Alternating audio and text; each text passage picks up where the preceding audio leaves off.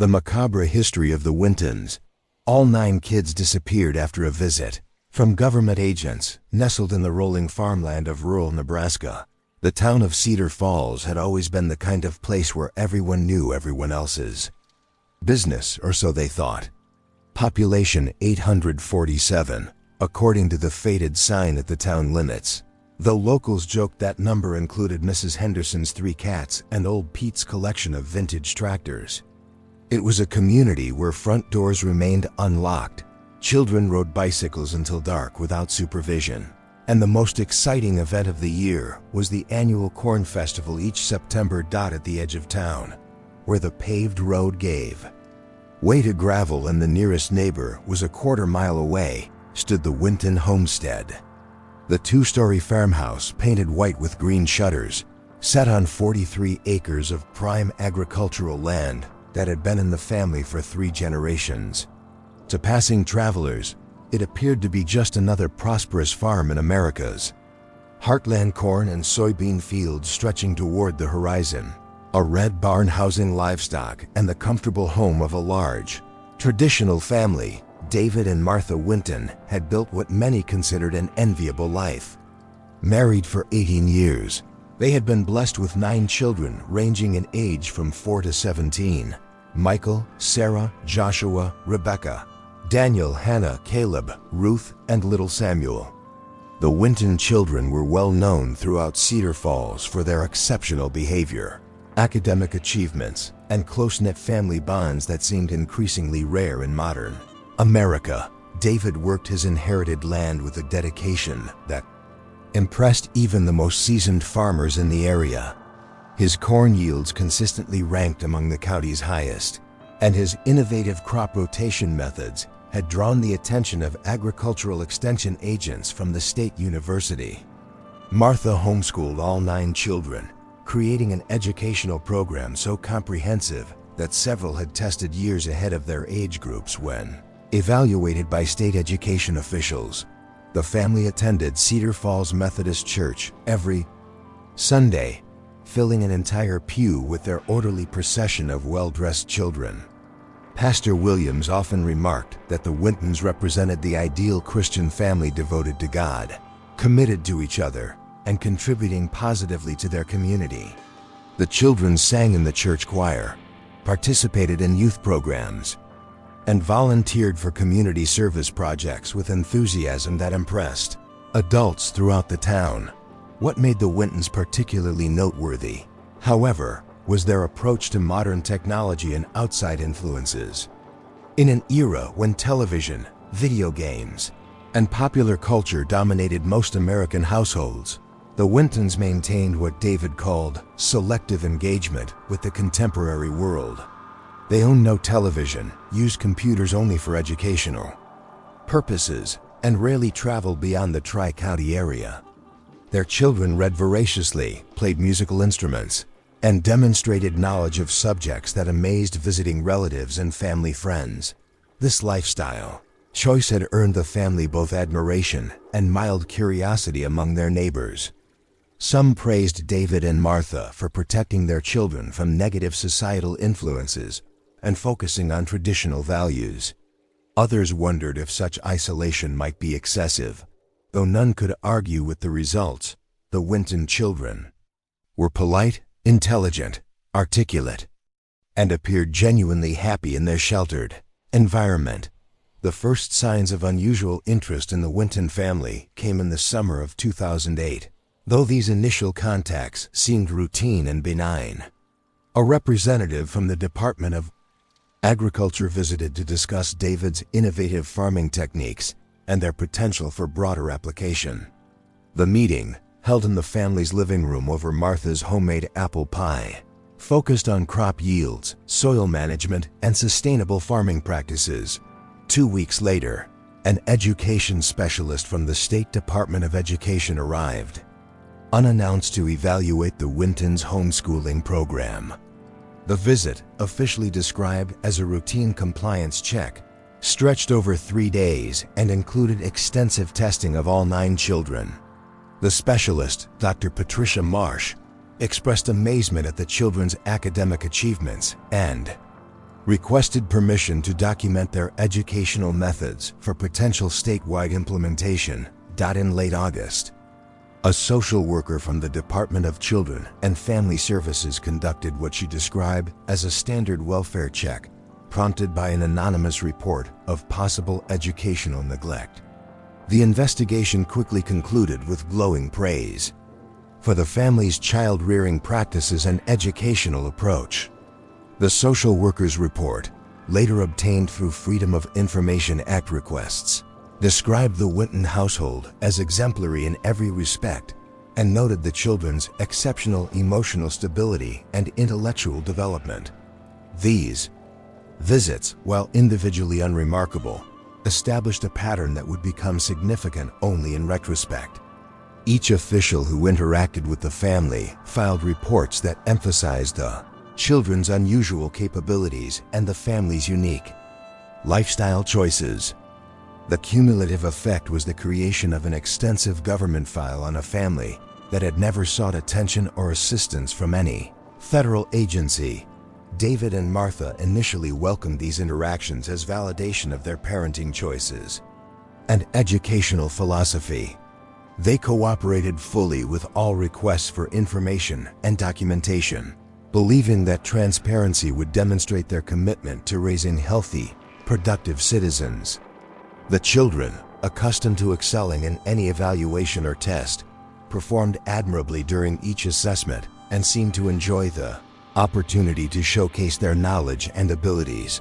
The family's isolation, which had once been a source of strength and protection, gradually became a vulnerability they didn't recognize. With no close neighbors to observe daily activities and limited contact with extended family members, the Wintons had few witnesses to the increasing frequency of official visits and requests for information. Their trust in government institutions and respect for authority made them ideal subjects for a process they didn't understand and couldn't anticipate. As autumn approached and the corn harvest began, life at the Winton homestead continued its predictable rhythms. The children helped with farm chores, completed their educational assignments, and prepared for the winter months with the methodical efficiency that characterized all family activities.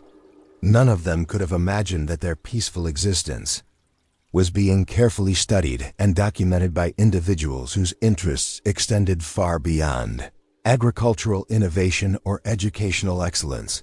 The last normal day in the Winton family's life was October 12, 2008.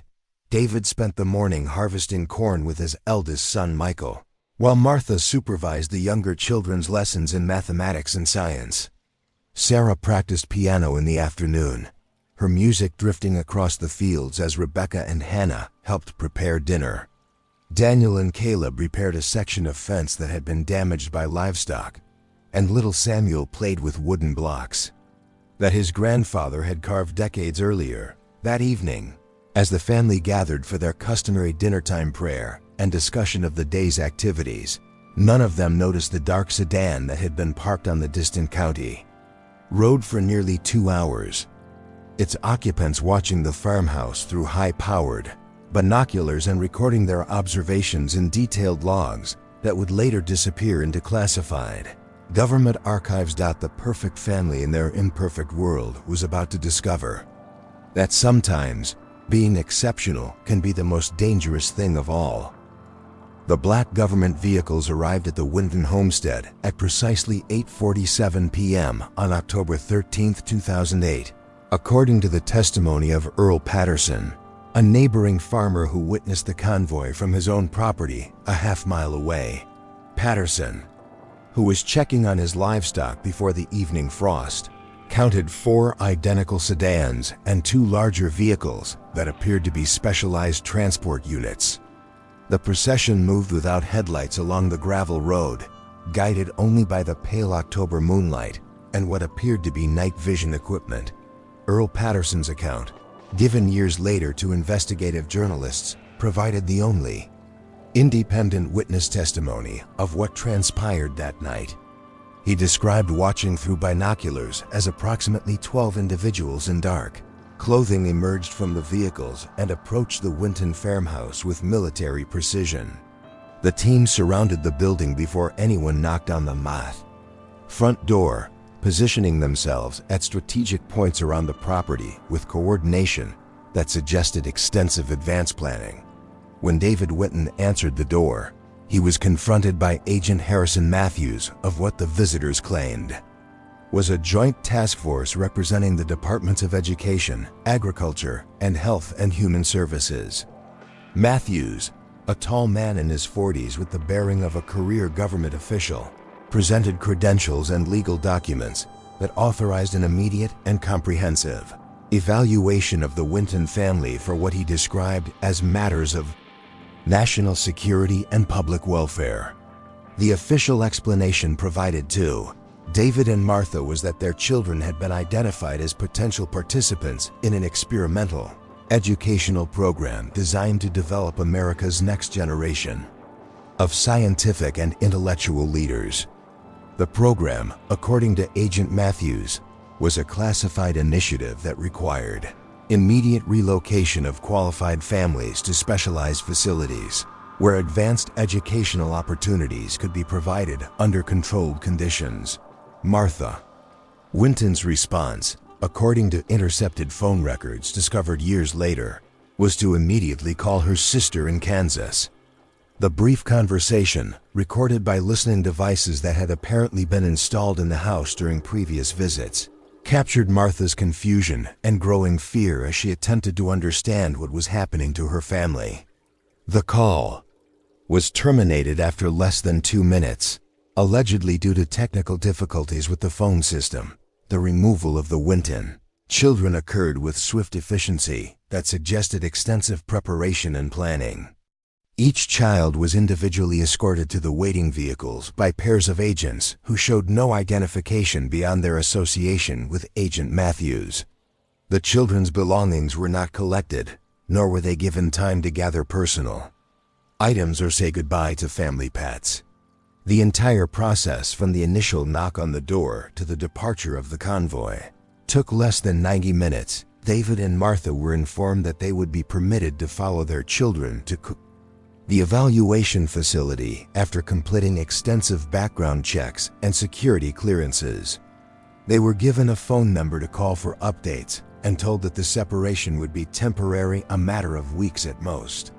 The agents emphasized that the family had been selected for a tremendous honor and that their cooperation would serve important national interests. Earl Patterson watched the convoy depart as mysteriously as it had arrived, again traveling without lights along roads that would be difficult to navigate in darkness without sophisticated equipment. His attempts to contact the Winton farmhouse by telephone over the following days went unanswered.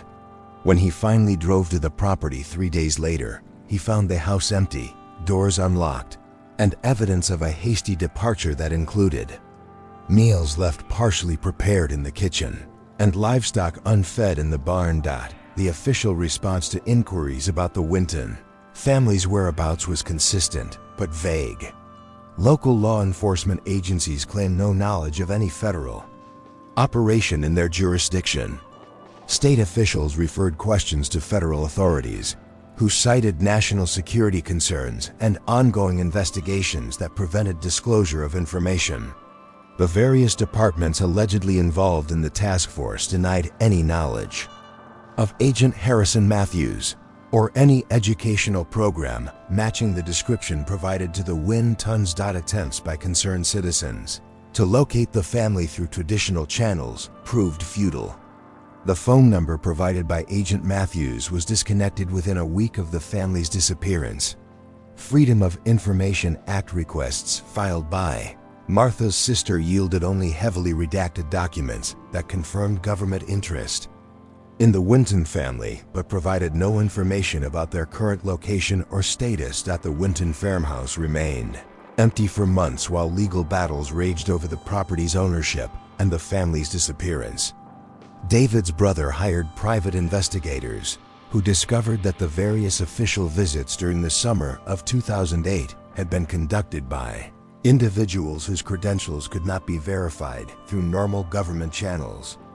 The agricultural specialist, education evaluator, and social worker who had assessed the family appeared to have no employment history with their claimed agencies. More disturbing discoveries emerged as the investigation expanded. Bank records showed that the Winton family's accounts had been systematically drained through electronic transfers, authorized by signatures that handwriting experts later determined to be forgeries. Property deeds and insurance policies had been transferred to shell corporations that existed only on paper and could not be traced to any legitimate business entities. In 2011, 3 years after the family's disappearance, a former government contractor named William Chun came forward with information that shed new light on the Winton case. Chun, who had worked for a classified research program under the Department of Defense, claimed that families like the Wintons had been systematically identified and recruited for experimental programs designed to study genetic factors in intelligence and social behavior, according to Chun's testimony, provided under congressional immunity after he was granted federal whistleblower protection. The Winton children had been selected because they represented an ideal control group for studies into environmental versus genetic influences on cognitive development. Their isolation from mainstream society, exceptional academic performance, and strong family bonds made them perfect subjects for research that required complete separation from previous social influences. Chun's revelations prompted a congressional investigation that was ultimately classified and sealed under national security provisions. The few details that emerged through leaked documents suggested that multiple families across rural America had been subjected to similar recruitment efforts, though the total number of disappearances remained unknown. The investigation was terminated abruptly in 2013 following changes in congressional leadership and shifting political priorities. Today, more than 15 years after their disappearance, the fate of the 9 Winton children remains unknown. The farmhouse where they were raised has been demolished, and the property has been absorbed into a larger agricultural operation owned by a corporation with connections to defense contractors. No trace of David, Martha, or any of their children has ever been found, despite ongoing efforts by family members and investigative journalists. The case of the Winton family serves as a chilling reminder that in an era of expanding government power and classified programs, even the most innocent and law-abiding citizens can become subjects of interest for reasons they may never understand. It raises profound questions about the limits of state authority, the protection of individual rights, and the potential for abuse when government operations are conducted without oversight or accountability. For those who knew and loved the Winton family, the mystery continues to haunt their memories of 9 bright, innocent children who simply vanished into the darkness of a system that has never acknowledged their existence or explained their fate. The empty fields where the Winton farmhouse once stood serve as a silent testament to the fragility of freedom in a society where exceptional individuals can become targets simply for being different. In the quiet towns of rural America, families still gather around dinner tables and wonder if their own children might be too smart, too special, or too different to remain safe from the attention of those who operate in shadows and leave no trace of their passage through ordinary lives. Thank you for watching another tale unfold here on NW Storytime. Every story hides a secret, and tonight you uncovered another one. Tell me in the comments where you're watching from. I'd love to know how far these stories travel. If you enjoyed this mystery, don't forget to like, share, and subscribe. It helps us keep the secrets alive. Until next time, stay curious,